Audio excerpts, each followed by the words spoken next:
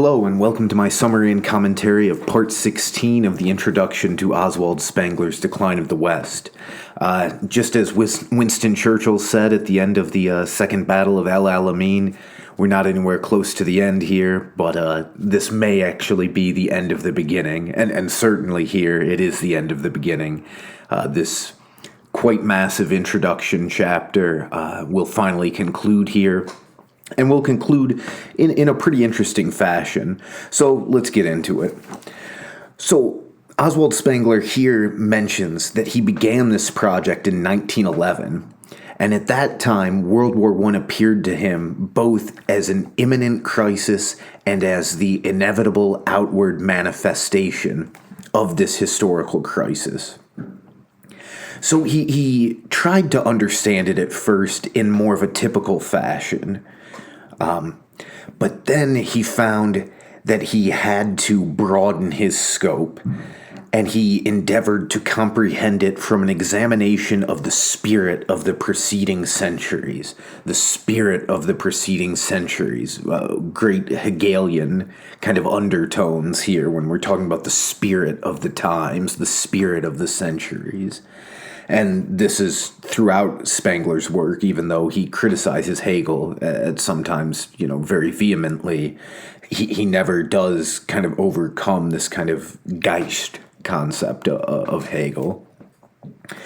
So this originally small task that he set for himself is actually included towards the end of Volume 2. And that's very interesting to me because the very end of Volume 2 is the beginning of his work here in the early 19-teens before World War I has begun. The other thing that's interesting is a guy like John David Ebert, and I agree with John David Ebert's criticism here, notes that the end of Volume 2 feels rushed, and it feels... It's just not as full-bodied as other parts of Volumes 1 and Volume 2 as well. So it's pretty interesting that that's actually the first thing that he wrote. And then maybe, in the 1920s, as the publisher is kind of breathing down his throat, that he can, capitalize commercially on the success of Volume 1 with Volume 2. He really doesn't, it looks like, add much to those earlier kind of conceptions he had. The end of Volume 2 is mostly concerned with kind of the rise of the money power and, a lot of criticism of Anglo-American media and Anglo-American financial interests. So stuff that's actually very attractive to a lot of people in the United Kingdom and the United States today. People of more of a rightward bent or more of an anti-establishment bent certainly resonate with Spengler's thoughts there, but just an interesting little tidbit that I wanted to highlight here, that the very beginning of his work for Decline of the West is actually included at the very end of Volume 2. And so he realizes that the temporal and geographic scope of his work has to be expanded so that he can attain fundamentally conclusive and necessary results. Now, one might reasonably question how much any historical research could give us fundamentally conclusive and necessary results, as we see all these motivated histories day by day and year by year to support establishment positions or to support revisionist positions of any kind. It's very difficult, especially in an age where people are even questioning whether 2 + 2 always equals 4, and things of that nature. It's very difficult to accept something like this, hook, line, and sinker, that any sort of historical research could yield fundamentally conclusive and necessary results. But he also realized that he needed to expand from a pragmatic framework to a metaphysical and highly transcendental framework, metaphysical and highly transcendental methods.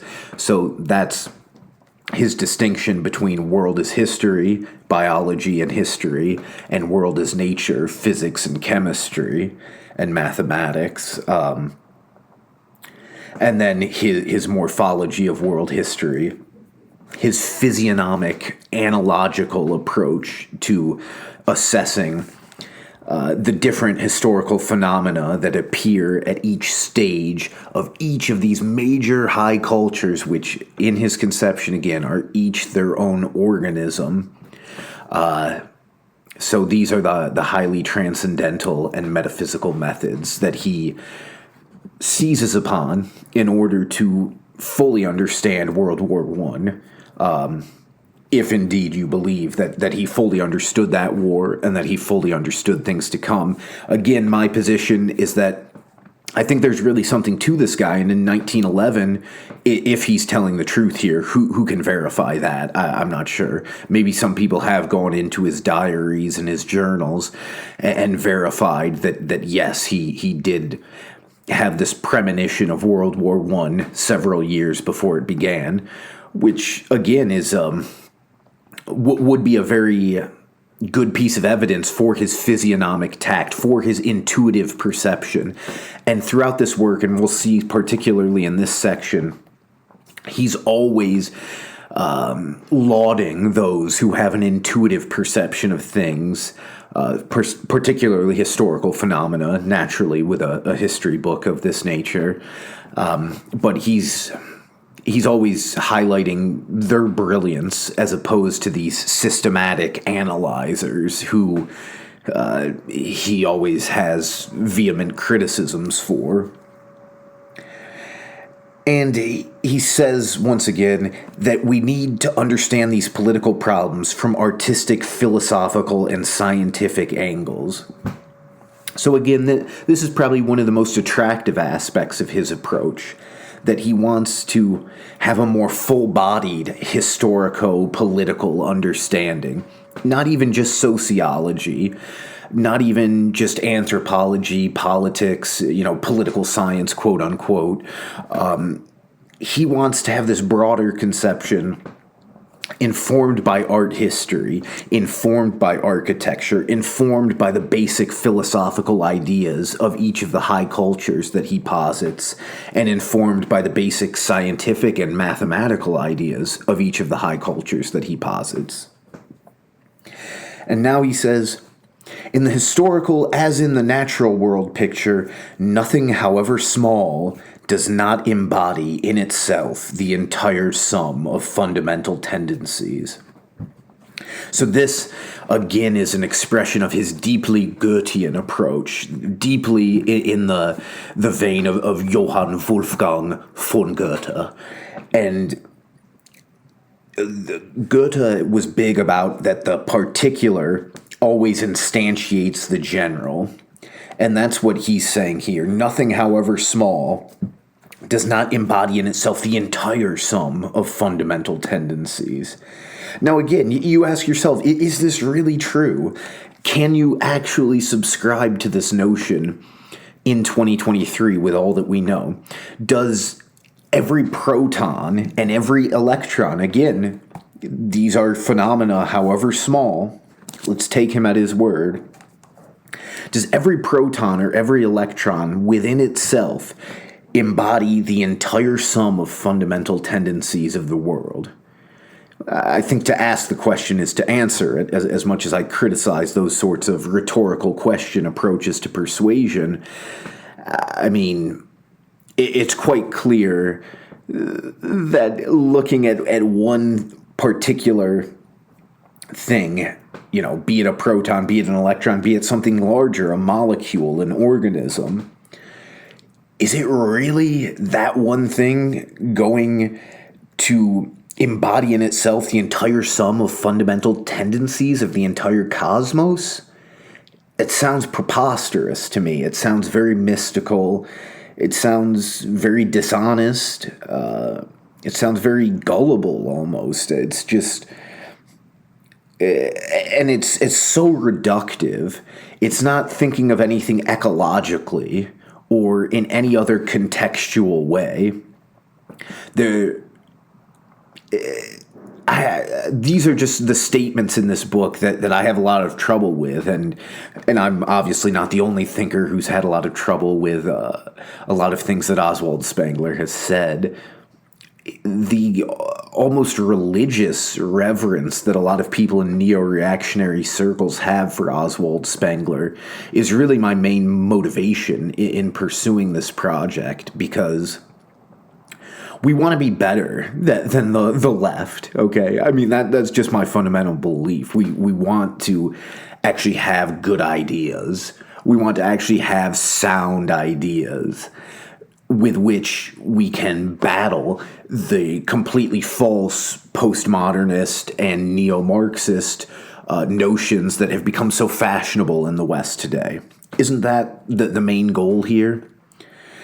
And so if we credulously, and yeah, I mean, let's just say credulously, accept everything that someone like Oswald Spengler has to say just because we like a lot of his perspicacious and incisive remarks about the morally and intellectually bankrupt Anglo-American media, you know, as much as those remarks are refreshing, as much as they're insightful, we've got to understand if this is just a broken clock is right twice a day. Even a blind squirrel finds a nut once in a while. If it's just that sort of phenomenon, which we have every reason to believe that it is, the deeper that we understand Oswald Spengler. So, anyway, he says, once the secret of world history is ascertained, and the secret of world history is the story of higher mankind as an organism of regular structure. So this is the key to all of his world historical thoughts. Each higher culture that he posits, the 8 or 9 of them, because we don't have any real evidence of the Mesoamerican culture because it was all destroyed by the conquistadors.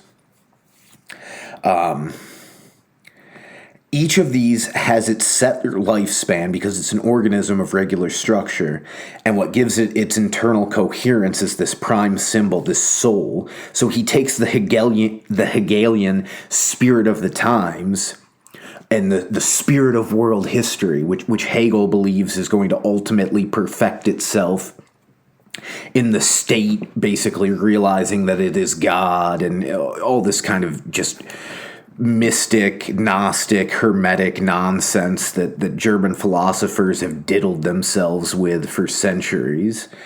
So Spengler takes that, and he does at least advance on the notion. He says, no, there is not one spirit of history. There are 8 or 9 spirits of history so far, and it's the spirit of each one of these high cultures that is itself an organism. And this spirit manifesting through its prime symbol and through all the actualities that form, that prime symbol, that Platonic form of this culture, manifests itself in the architecture, in the art, in the science, in the mathematical notions, philosophy, religion, all of this. So he does expand on Hegel there, but is it equally morally and intellectually bankrupt at the end of the day? I mean, you know my opinion on the matter. Anyway, so once we understand this secret of world history, we've ascertained that each historical culture is itself an organism of regular structure that will die in its civilized phase. Once we realize this, the deep relations were revealed between all aspects of a culture for Spengler. And then he says, these deep relations were revealed between political and mathematical aspects of the same culture, between religious and technical conceptions, between mathematics, music, and sculpture, between economics and cognition forms. Clearly and unmistakably there appeared the fundamental dependence of the most modern physical and chemical theories on the mythological concepts of our Germanic ancestors. The style congruence of tragedy and power technics and up-to-date finance, and the fact, bizarre at first but soon self-evident, that oil painting perspective, printing, the credit system, long-range weapons, and contrapuntal music in one case, and the nude statue, the city-state, and coin currency, discovered by the Greeks, in another, were identical expressions of one and the same spiritual principle. So, a very good and very nicely rhetorical section here on pages 62 and 63, illustrating how he believes that everything in this case, the Western and the classical cultures, so the Western, the modern West, which he thinks began shortly before the Crusades, is when the spirit kind of, reifies itself after kind of the Merovingian and Carolingian fermentation period, we could say.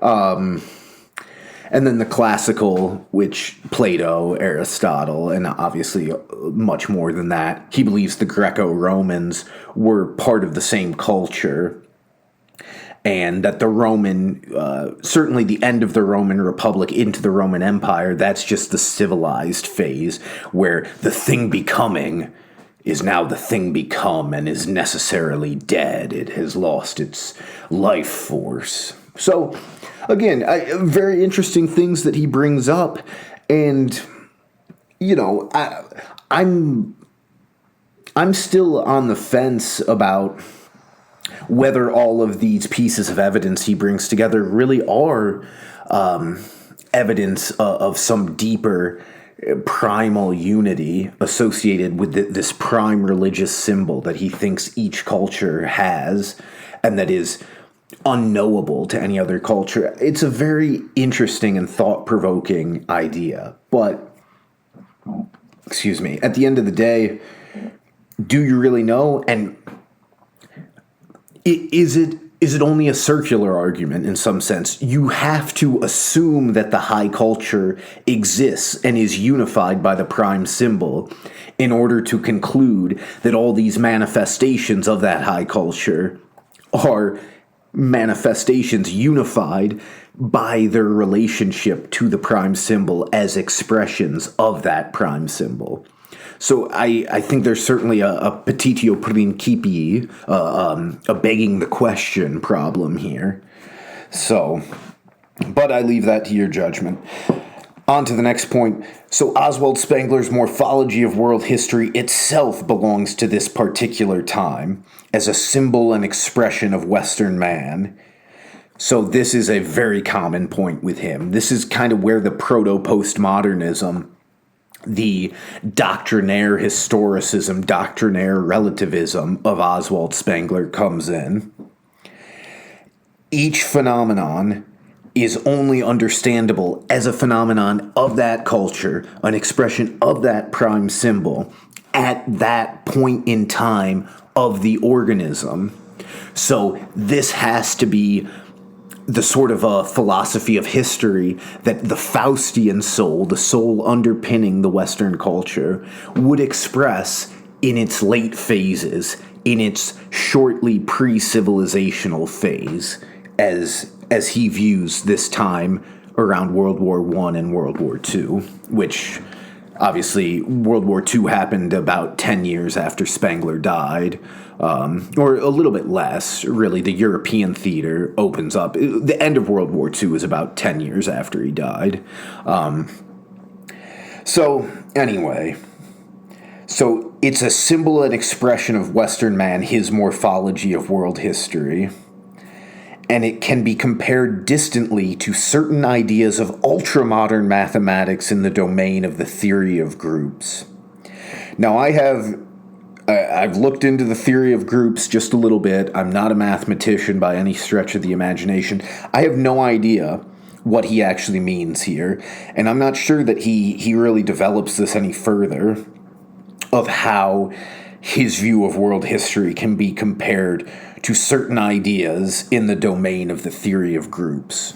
I'm really not sure that he ever gets into that and really shows us how there is that connection. But again, if you're a big fan of Spengler, well, what does it matter, these guys who just love this guy and like just worship the ground he walks on. I mean, obviously he's been perhaps an improvident metaphor on my part, but you get what I'm saying.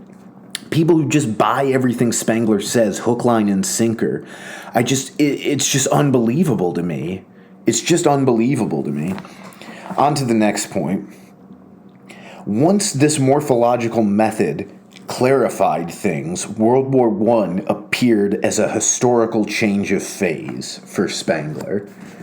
So he sees it now as not part of a historian's scheme of political or social cause and effect, but the type of a historical change of phase occurring within a great historical organism of definable compass at the point preordained for it hundreds of years ago. So the intense fatalism of Spengler's project is on full display here. This was preordained hundreds of years ago because the organism would be in this phase of its lifespan at this point in time. And in this phase, he believes this is the warring states period of each high culture. He takes this from Zhangguo. The concept in Chinese history comes after the spring and autumn period and before the Qin dynasty. And the warring states period, he applies to every high culture. So he would view kind of the wars of the Diadochi and the wars of Caesar and Pompey as all part of this lasting warring states period in the West that is finally closed by Augustus's triumph and the unifying of the Mediterranean basin under Roman Imperium at that point in time. So yeah, he views it as a historical change of phase preordained by centuries. So there's no way you could get out of this warring states period. This is going to exist for every high culture. The only thing that's going to be different is that each culture has a different prime symbol, has a different soil that it has risen from. So each warring states period is going to manifest itself somewhat differently. But he believes that they're all going to come. There's going to be an Alexandrian Napoleonic phase earlier where it's more ideological, and then followed by a Caesarist phase where all ideology has been revealed to be inorganic and dead, because he views all these ideologies as lacking that deep religious life force, that deep life force that any real thing becoming within the culture is going to have. So now, and that, again, is pretty attractive to a lot of people who are fed up with all the woke dog shit in our culture, right? Because if you believe that, well, these ideologies are dead anyway, and it's all inorganic and dead, and it's of no symbolic value, well, that kind of feels good in an age that's dominated by senseless ideologies, right? I think it feels very good, and that's why a lot of people will give Spengler a pass on all the sorts of analytical sloppiness, over-promising and under-delivering, and things of that nature that are just, I mean, on every page of the book, on every page of his books, you basically see these sorts of vices of his literary nature. And again, I've never produced a book of 10% of the quality of this, so I'm not saying that I sit here, in judgment of Oswald Spengler, and, I'm clearly the better man, and, just senseless nonsense, right? I mean, it was just, that would be completely stupid for me to say something like that, right? But it would also be completely stupid to just accept everything that Spengler has to say, hook, line, and sinker, and to turn my brain off simply because his accomplishments are greater than my own, right? So that's my point there. And now on, what is this? Sorry about that. So, now he's got this quote about the kind of intersecting crises of the day. And again, this is very, very attractive to us in this day and age. Because think about like John Vervaeke's Awakening from the Meaning Crisis podcast series and many others. There's a deep sense in our day and age that we have all these intersecting crises. We have, the ideological rot. We have an education system that has been infiltrated by neo-Marxist elements for more than 40 years and can't educate anyone. We have the declining physical and mental quality of the population. We have, some people believe environmental crises of enormous importance on our hands. We, political problems, the rise of China, all of these different things that are threats, and the decline in the quality of art, the decline in the quality of music, the decline in the quality of architecture. I mean, things that are very blatant and easy to see. So, it's not unreasonable that Spengler's opinions on all these matters are very attractive to a lot of people. Because, again, we see these intersecting crises of our age, and Spengler is someone who at least has something to say about it all.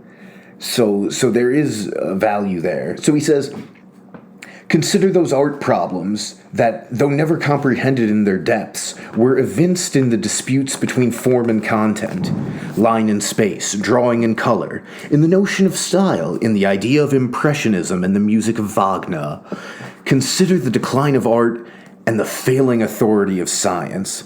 So I just want to pause here to again point out this is highly attractive to a lot of people in our day and age because it rings so true.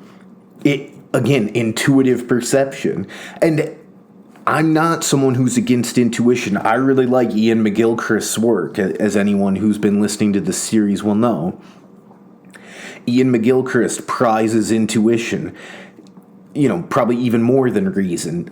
A famous thing he often mentions is a schizophrenic, the only thing he has left is his reason. He's lost his intuition. And that's why he can go down all these paranoid rabbit holes that in and of themselves might seem reasonable or, paralogically reasonable. Within his paralogy, they seem reasonable.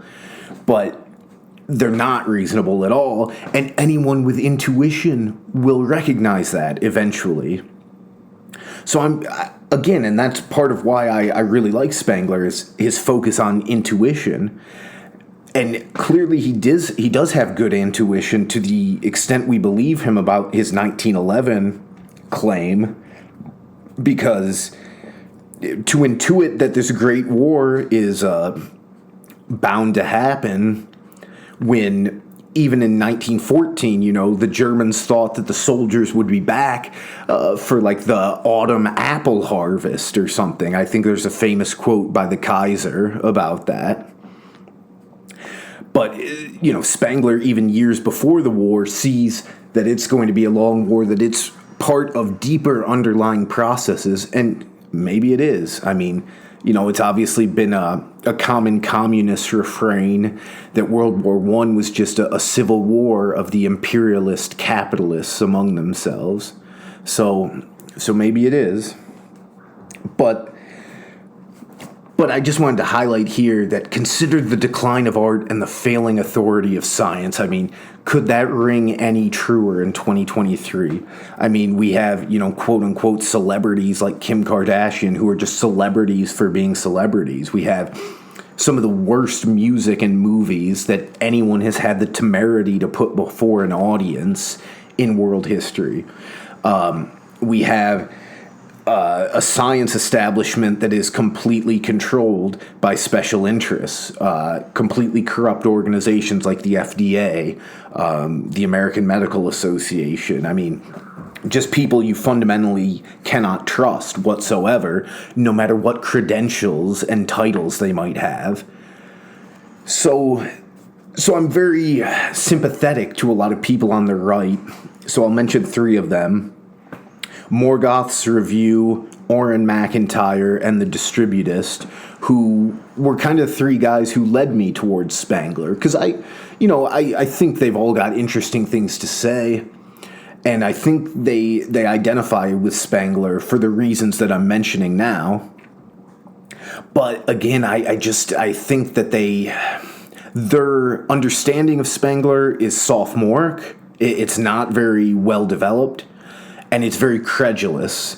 And I get it sometimes in my comments section where people are like, well, did Spengler say anything wrong? Like, were any of his predictions incorrect? And I'm not saying guys like Morgoth or MacIntyre or the Distributist would ever say anything, that churlish and that stupid to me.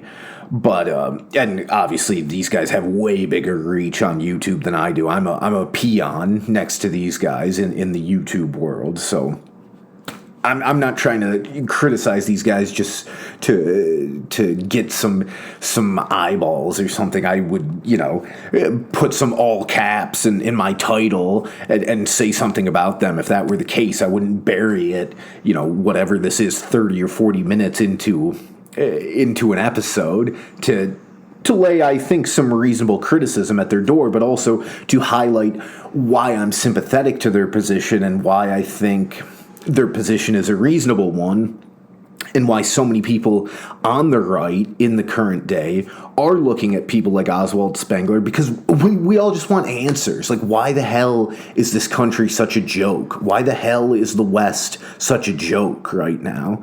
I mean, that's the fundamental question that a lot of people are asking themselves. And then on the other side, you've got a guy like John David Ebert, who he was way earlier to the Oswald Spengler party, so to speak, than any of these guys on the right. John David Ebert, he came out with his first series about Oswald Spengler more than 10 years ago now. So he's like, he certainly has the most extensive YouTube catalog on Oswald Spengler in the current day. Now, I aspire to supersede him in that. I aspire that I will have the greatest collection on Oswald Spengler, because I think that I can look at things more reasonably than John David Ebert does. I think he's... Probably the most fundamental issue is that he's clouded by his admiration of Spengler, because he's claimed, and I don't have the exact citation, I can't point you to the direct video where he says this, but he said that Spengler is his favorite philosopher ever. So, like, I don't know who my favorite philosopher ever is. I'll have to think about that before I would give any specific answer. But I can tell you for damn sure it's not Oswald Spengler, and for damn sure it's not a German idealist. I can tell you that much. All right, you can put that you can take that to the bank. I mean, come on. Oswald Spengler's your favorite philosopher of all time, man. You need to read some more books. And that's not to insult John David. I mean, obviously that is insulting, but I don't mean it to be that insulting. Because John David Ebert, I disagree with the guy in so many ways, but I respect the fact that he's come out with all these works, and he certainly reads a lot of different things. So I don't want to paint a picture that I think his stuff's worthless in any way. I think his YouTube channel is one of the more valuable channels on YouTube, because he's actually engaging with deeper thoughts, and he's got an interesting way of viewing things. I don't ultimately think that most of what he says is correct. I've got to say that much at least, but I do respect that he's coming out with interesting content. And again, it's thought-provoking. Agree with John David Ebert, disagree with him. There's going to be something for you to chew on intellectually. And so I don't want to, again, with him or with Morgoth or with Auron MacIntyre or with the Distributist, I have deep disagreements with all of these guys in way different ways for each of them. But again, these are guys who are actually on YouTube talking about real things. And the fact that today we can get all these different perspectives from YouTube. And really, I mean, it might all have to move to Rumble. It might have to move to Odyssey. I mean, who knows? Because obviously, the executives at Google or the Alphabet Group and at YouTube LLC, they're not our friends. We know that much. And, all these guys making all this money in Silicon Valley, more power to you. Just respect our free speech, okay? And don't try to hate on all these creators and demonetize them and stuff just because you're not man enough. You're not man enough or woman enough, whatever the hell you are, to hear people out and to, accept their right to exist and make a livelihood. But again, that's obviously beyond the scope of this. But, just a tangent I wanted to go on to discuss some of the other people who have been talking about Oswald Spengler, why their work's important, but why I felt the need to start this whole series, because I don't think, whether it's John David Ebert, who has the deepest understanding of Spengler of the four I've mentioned, or Auron MacIntyre, or like the Distributist has a very, very superficial understanding. I mean, I'm not even sure he's read the books, or any substantial portion thereof. Whereas Morgoth of the Neoreactionary guys, he probably has the deepest understanding, but still, I don't know. It's just, I just don't think anybody on the right has actually done a good and detailed study of Oswald Spengler to actually bring back what is valuable of Spengler for our movement. I mean, to the extent it is a movement, and then what is of no value and what would even be of negative value, in some sense, cancerous to our project. I think it's very, very important. So he says here that all these problems are part of one and the same task, but the single and comprehensive solution has been in the air since Nietzsche. But since Nietzsche was a romantic, he had not dared to look strict reality in the face. So once again, a bit of kind of barbed praise for Nietzsche, who never really escapes Spengler without a bit of barbed praise. I guess that's all I'll say here. And then the next point, he says, our skepticism is not an attack upon, but rather the verification of our stock of thoughts and works. It confirms all that has been sought and achieved for generations past, in that it integrates all the truly living tendencies which it finds in the special spheres, no matter what their aims may be. So he views each late culture period as having a deep skepticism, even what he calls these nihilisms, the famous ones, Buddhism for the Indic spirit, Stoicism and Epicureanism for the classical spirit, and utilitarianism and socialism, what he puts under the broad category of socialism for the Western, the Faustian spirit. And who knows? But again, this is, kind of into the mystic, integrates all the truly living tendencies, those things that are still things becoming and not things become. The German idealism never leaves this guy, and he never does transcend it in any fundamentally meaningful way. For a guy like me, I just don't. He's still a German idealist, dyed in the wool. So he says, above all, there discovered itself the opposition of history and nature, through which alone it is possible to grasp the essence of the former, the essence of history. So history can only be understood as the opposite of nature. So again, he thinks nature is mathematical, physics, chemistry, systematic thinking, as opposed to his physiognomic approach, his analogical, morphological approach. And, this is attractive too, this kind of dichotomy in a way, because there is truth to it. I mean, not so much as he keeps biology. Well, maybe there is some truth, and maybe this explains why he puts biology in with history under the heading of world is history. So, if we think about biology as well as history, it's not preordained which speciation events will happen. Why do the different species that exist today? Why aren't there still dinosaurs? Or why didn't dinosaurs evolve a second time? Maybe there is that randomness. Because the way that evolution works in the standard model is you have random mutations, most of which are not adaptive. But on top of this layer of random mutation, you have selection pressures.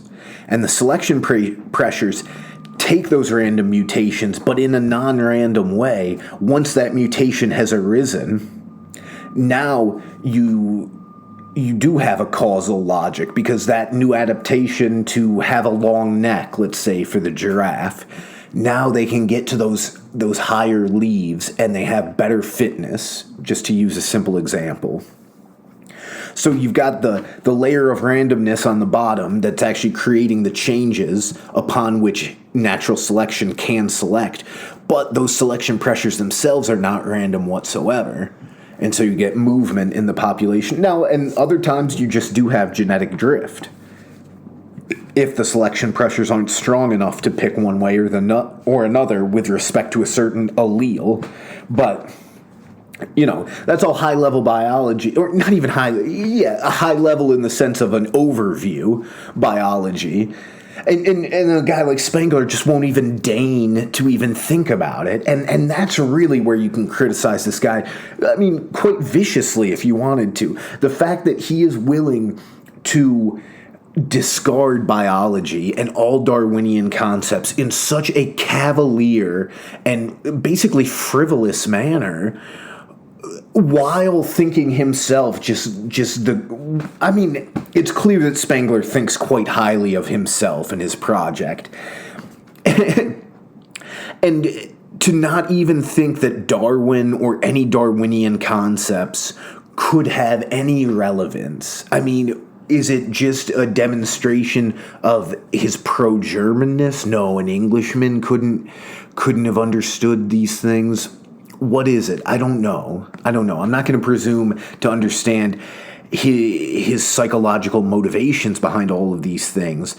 But what nobody can controvert, what is clear as daylight, is that he throws out Darwinian concepts, just completely dismisses them in such a summary fashion that he deserves to be criticized for it. There's no other way to say that. He deserves to be criticized for it. But his opposition between world as history and world as nature is thought-provoking, because there is something to it in that different species and different cultures develop, but it's a one-time thing and it's a path-dependent thing.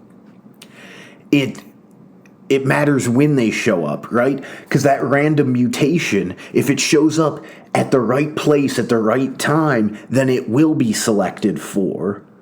But if it shows up too early or too late or not in the right place, it's not going to be selected for, because the environment isn't right for it. And that's really the key, I think, with biology and history, and what kind of puts them together in Spengler's mind, but that he discusses with this kind of strange Germanic theoretical apparatus that isn't actually helpful and more beclouds the intellect than enlightens,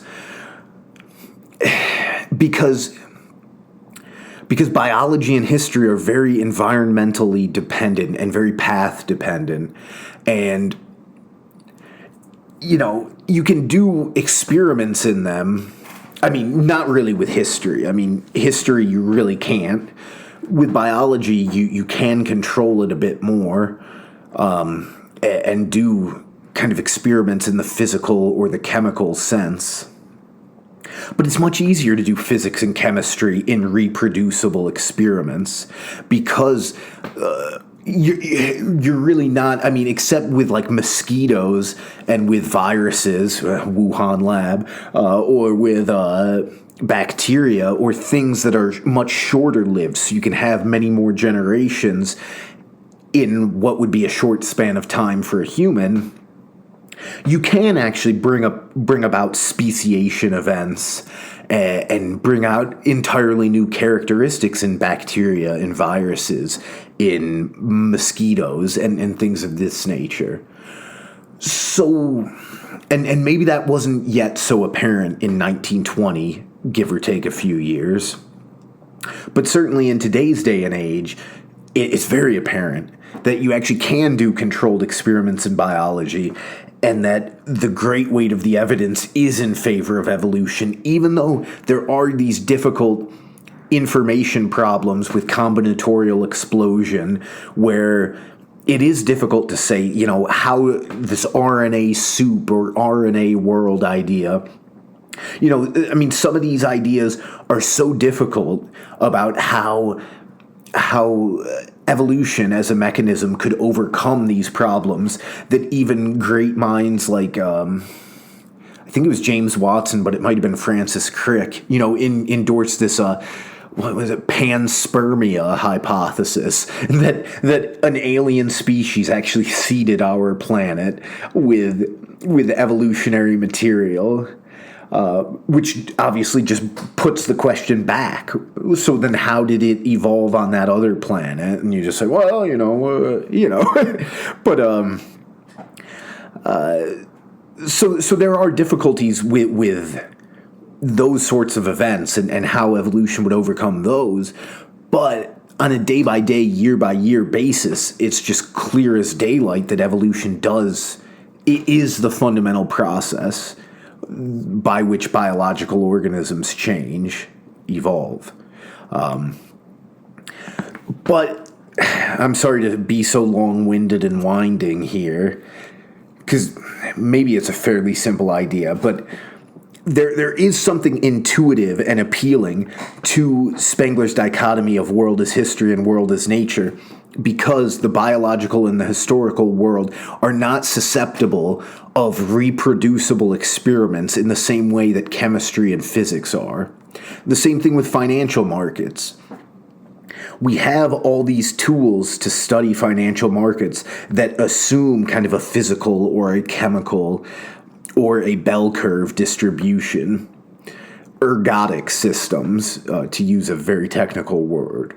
But they actually can't They can't understand very well black swan events or 10 sigma events, 20 sigma events, things like that.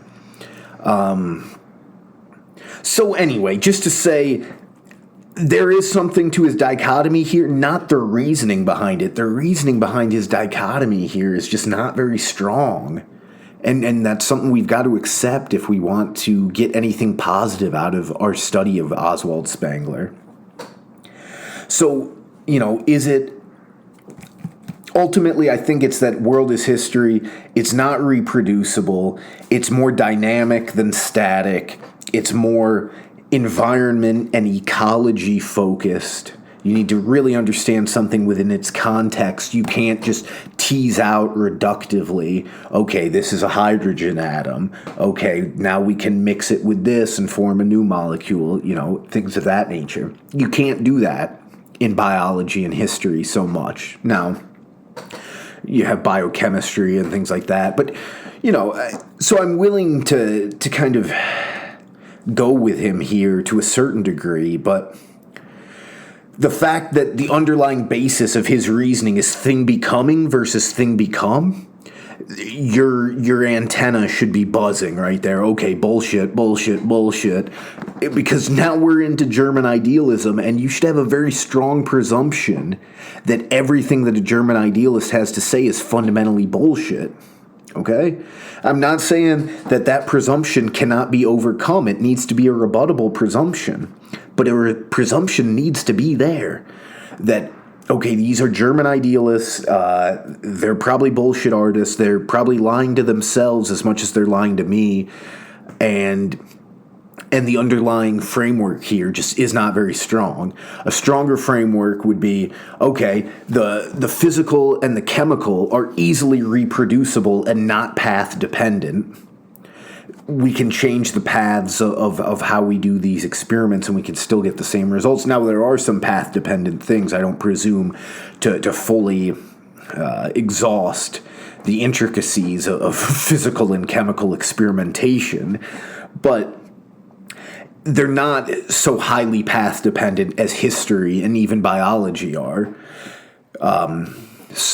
And context-dependent. So he's got something there, but focusing on this very spiritual, very mystic thing becoming versus thing become, and then getting this hard and fast dichotomy is probably not actually a very good way to look at it. But anyway, he says, now, for man, he's a member of two cosmoses. The first is the one that everything is subject to, the cosmos of nature. But the second is this cosmos of history, a second cosmos different in structure and complexion and entirely neglected by metaphysics in favor of the first. And now he says, he noticed this because historians fumble around tangible events, things become, believing themselves to understand history, the happening, the becoming itself. So he thinks that by trying to take some systematic approach to the things become, and to think that you can actually understand the happening itself, history to him is the thing becoming. Again, very mystical. There's some truth to it. Again, with all these German ideas that have mutated and have gone across the entire world, they wreck countries like Russia, like China, even now the United States with these kind of neo-Marxist theories. There's always a kernel of truth to them, but then there's just this crazy ideological apparatus put on top of everything. So here, really, this thing become and thing becoming dichotomy is on full display, and he says, they apply the structure of rigid being to the picture of happenings, but we've just got to take our physiognomic approach, and then we will be able to analogically compare these different cultures, and then we will really understand them. There's truth to it to a certain degree. To the extent he's really relying on his intuition. His intuition, we've seen is valuable. But then he has to put this whole theoretical apparatus on top of it, and he's really doing exactly what he's criticizing others of doing. And that's what I have a big problem with. It seems fundamentally hypocritical to me that he's criticizing all these systematic philosophers and these metaphysicians and these historians because, they're too systematic and they try to come up with too much of a theoretical apparatus. But he himself, he's gone from having this very strong insight in 1911, this strong intuition that World War I is around the corner, and he's clearly got this strong intuitive perception, and maybe it is just his physiognomic tact. I mean, who knows? But he has to put all this German idealist cockamamie dog shit on top of it? I don't know, Anyway, so, and he says that, this prejudice of applying the structure of rigid being to the picture of happenings, this is a prejudice common to those who use reason and a cognition as against intuitive perception. And now we go to one of, in my view, the most important parts of the whole book, Footnote 61 to Chapter 1, the introduction. He acknowledges his debts to Goethe and Nietzsche. And he says it's much a lesser debt to Nietzsche. His real debt is to Goethe, which, again, is pretty apparent on almost every page of the book. And he says, the position of Goethe in West European metaphysics is still not understood in the least. And he says this is because Goethe did not set down his doctrines in a rigid system, and so they've been overlooked. And he compares Goethe to Plato and Kant to Aristotle. The antennae should be really buzzing here. Plato? Oh boy, oh boy. Well, again, I'm a Nassim Nicholas Taleb guy. I'm a Talebite. So, one of Taleb's probably deepest and most fundamental ideas is that Plato has been kind of a terrible scourge on Western thought because of this idea of Platonic forms and their, instantiation in these different actualities. And yeah, and then Plato is also, kind of the inspiration for every bullshit German idealist. If we look at Hegel, or we even look up at Herbert Marcuse, right? Herbert Marcuse, or however you want to pronounce his name. So Marcuse,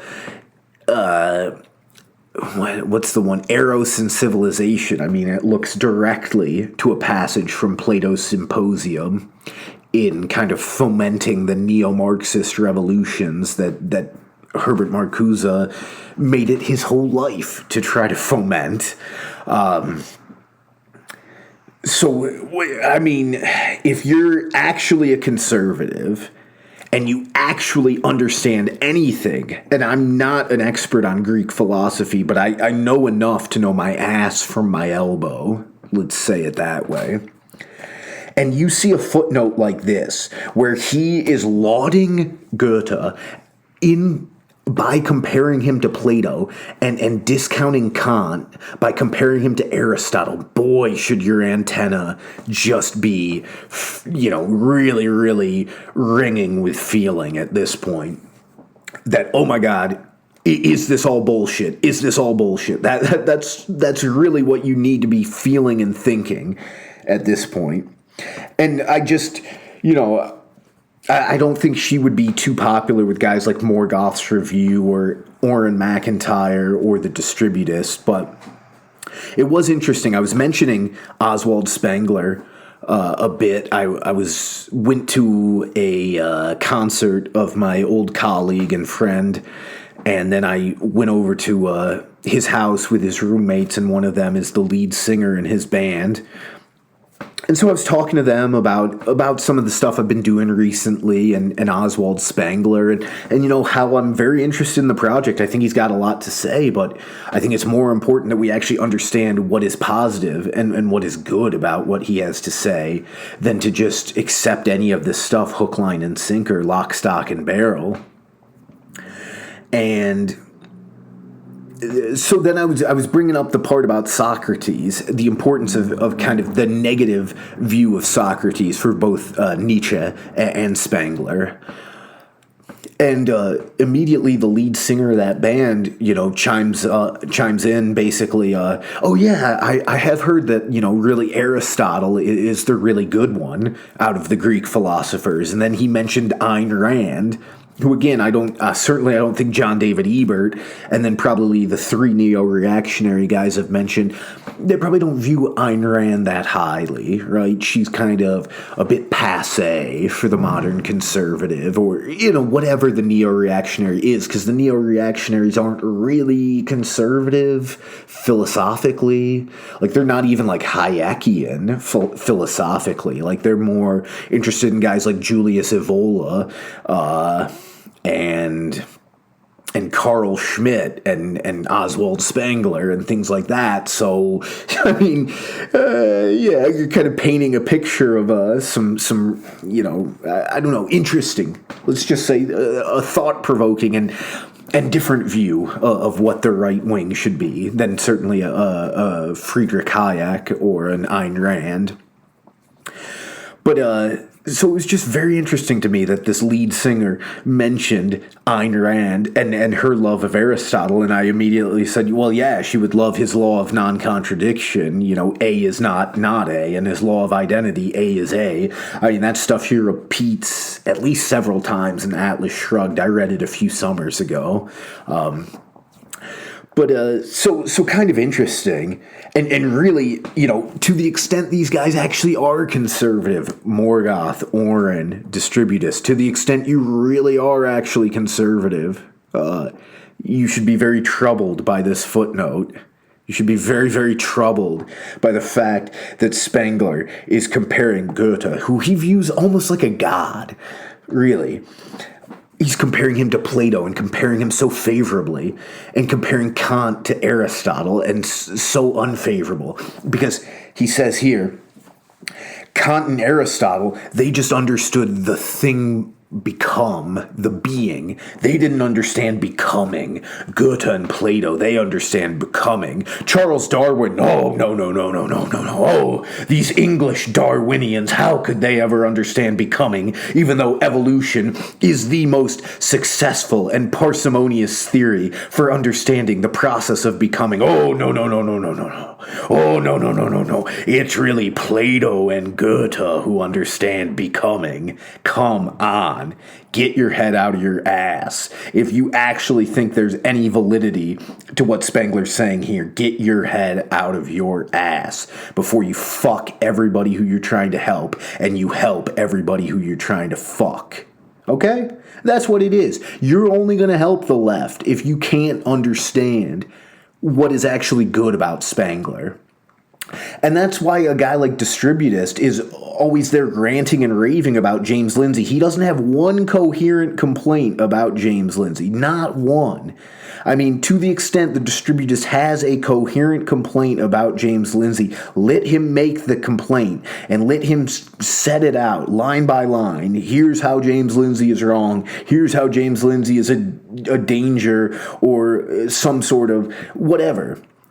But I don't think he does. He's not... Look, I don't want to... Yeah, whatever. Let's leave that to one side. But we'll get into something that a guy like James Lindsay would really think quite something here in a second. But before this, as part of, again, this footnote 61, very, very important footnote. I mean, if you're going to go anywhere in this introduction... If you're going to go anywhere in these books, I say start with footnote 61. I mean, this is really, we're getting to the deepest aspects of Spengler's philosophy here. And he says, Goethe's poetry defies reduction to reason, but must be regarded as the expression of a perfectly definite metaphysical doctrine.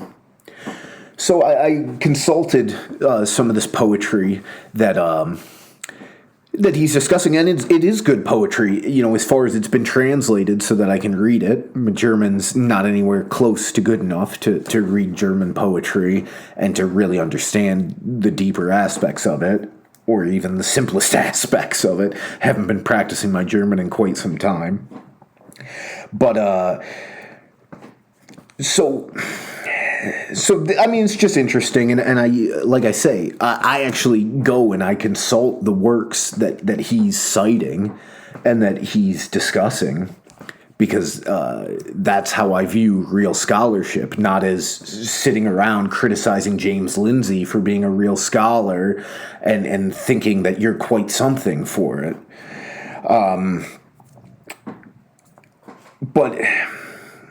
But it led me somewhere really interesting. This guy Kirk Vetas, I don't know how to pronounce his name, but he's a Yale scholar. I think he's maybe on his way out from Yale because he's on leave right now.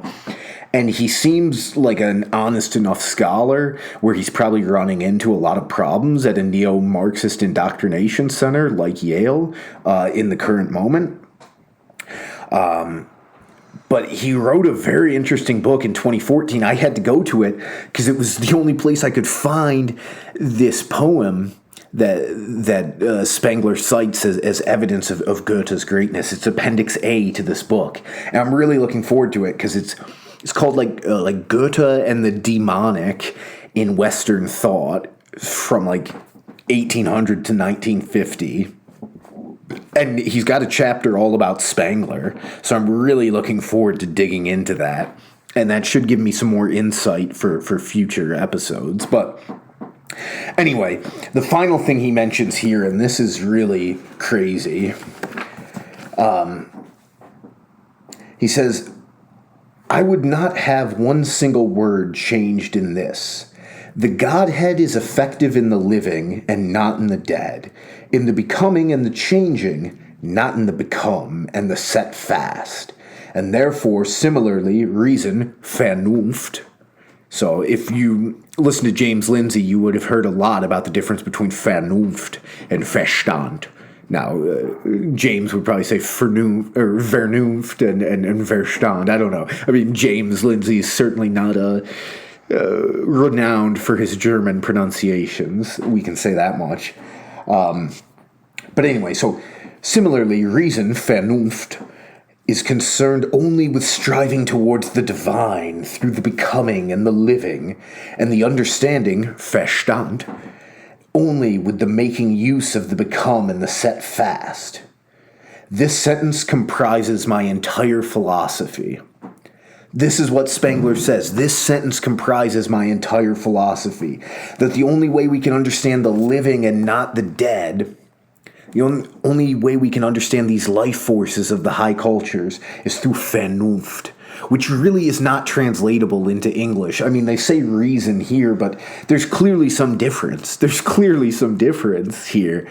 Because actually, the way that he's describing it, you know, Vernunft as reason and Verstand as understanding, we could in English equally flip them, because really intuitive perception, this morphological physiognomic perception, that's more understanding than it is reason. Reason is that systematic Kantian way of viewing things that Spengler and these other kind of Vernunft heads, we could say, Vernunft mongers, they hate this kind of systematic Kantian Aristotelian reasoning process. They're much more about intuitive apprehension, intuitive understanding. So again, it's another German dichotomy that translates very, very poorly into English. And if this dichotomy translates so poorly into English, is that evidence that it's not a very good dichotomy to begin with? Yeah, probably is. Probably is. But who knows? Who knows? But if you know James Lindsay and you know his work, you know he's very critical of Vernunft mongers, because Vernunft is a gnosis, a gnosiological concept, we could say. This is very deeply Gnostic stuff here. That, the real understanding, the real reason, the Vernunft, yes, this really gets us toward the divine and the truly living, whereas this meager Verstand that you English, you Americans try to assess problems with, this is of such lower quality than our Gnostic Vernunft. We truly see the mind of God and understand what he has to say. Obviously, that's a caricature, but a not unreasonable and a not unfair caricature. Let's move on. I'm tired of this shit. So now he brings up what I'll call the destiny problem, and what he on page 66 calls the destiny problem. And the key question here, the questions that comprise the destiny problem, are why such symbols of something living, and for him, historical phenomena are symbols of something living. Why such symbols of something living, one, inevitably appeared just then. Now here, I think inevitably is doing a lot of work, and is a huge assumption that it is inevitable rather than contingent. I think these historical phenomena are much more contingent than they are inevitable, and that would kind of obviously be in keeping with I have a much more path-dependent view of history, whereas he has this destiny, this non-causal, almost like synchronicity or something, this non-causal view of history, this destiny of history. So the first question, why it appeared just then, whether that's inevitably or contingently, we'll put that to one side, but he thinks it's inevitable. So why they appeared just then, why they appeared there, the second question, why they appeared in that form, the third question, and for that space of time, the fourth question. He believes with his understanding of each of the high cultures as an organism, he has the answer to all of that. Why they appeared then, why they appeared there, why they appeared in the form they appeared in, and why they only lasted for whatever space of time they appeared. His organismal view of world history, I agree here, is probably, to the extent you believe in it, is going to be good for answering these questions. And these 4 questions for him comprise the destiny problem. He says, every phenomenon ipso facto propounds a metaphysical riddle, and the time of its occurrence is never irrelevant. So again, this gets to his view of world as history as being more concerned with time, and world as nature as being more concerned with space. He wants to emphasize the temporal aspect. Why do things occur at a certain time within the culture? Interesting and reasonable, certainly interesting and very thought-provoking. And now he says, this object versus symbol here, and he views every historical phenomenon as both an object and a symbol. So he says, a phenomenon is not only a fact for the understanding, so Verstand, not only a fact for the understanding, but also an expression of the spiritual. Very Hegelian again here. Zeitgeist, Weltgeist, right? The spirit of the times, the spirit of the world. And that's the spiritual aspect. It's symbolic importance for the individual history of each culture. And he says, so it appears not only an object, but a symbol as well, be it one of the highest creations of religion or art, or a mere trifle of everyday life. So everything is not only an object for you to understand with your petty Verstand. It is also, no matter how trifling, a symbol for the Vernunft, for the one who is an initiate of a true world history to understand with his Vernunft. Okay? As you may be able to tell, I greet that proposition with some skepticism, but an interesting proposition nonetheless.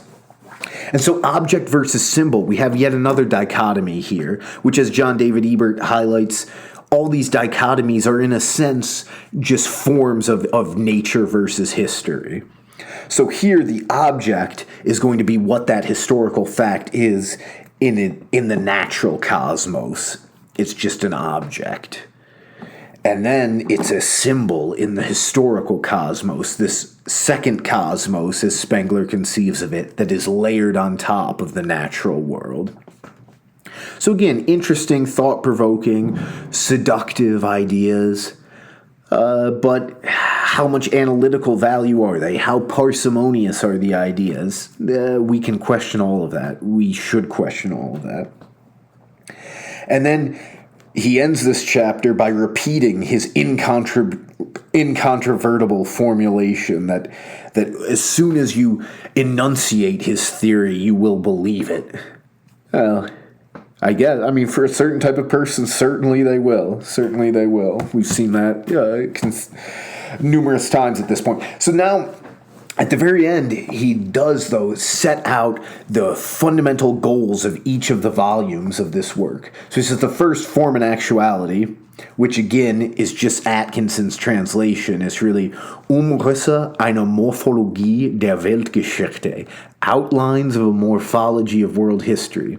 A much truer translation, and probably better, but maybe in 1920s England, Form and Actuality would have been better. It's very difficult for us to know how the 1926 audience would have received Charles Francis Atkinson's translation, because we're so different than these people even 100 years ago. As our culture has further degraded itself, our education system has further degraded, it's very difficult for us to know how an educated Englishman in 1926 would have assessed different translations. So maybe Atkinson is correct in this translation, but it's certainly less faithful to the German words. So he says the first form in actuality starts from the form language of the great cultures, attempts to penetrate to the deepest roots of their origin, and so provides itself with the basis for a science of the symbolic. So that's what Volume 1, that's what this whole work is trying to do. Create the basis for a science of the symbolic. Well, what exactly is a science of the symbolic? Is he talking about semiotics? I don't think he's exactly talking about semiotics. You know, we can justly question whether a science of the symbolic is even possible, and whether attempting such a task might not itself be evidence of the poor metaphysical and philosophical framework with which Spengler is undertaking his task. And the second part, the second volume, World Historical Perspectives, starts from the facts of actual life, and from the historical practice of higher mankind seeks to obtain a quintessence of historical experience that we can set to work upon the formation of our own future. So, Volume 1 focused on form language and on creating a basis for a science of the symbolic. Volume 2 is to be focused on the facts of actual life of the high cultures and to form a quintessence of historical experience to guide predictions of the West's future. So, as we continue in our study, let us reflect on how much Spengler achieves either of these goals in each of these volumes. I think that's reasonable. I hope you do as well. And I hope you have enjoyed this installment of our fascinating discussion of Oswald Spengler's Decline of the West. Thanks so much for your time. I hope you'll join me next time, and I wish you the very best. Thanks once again.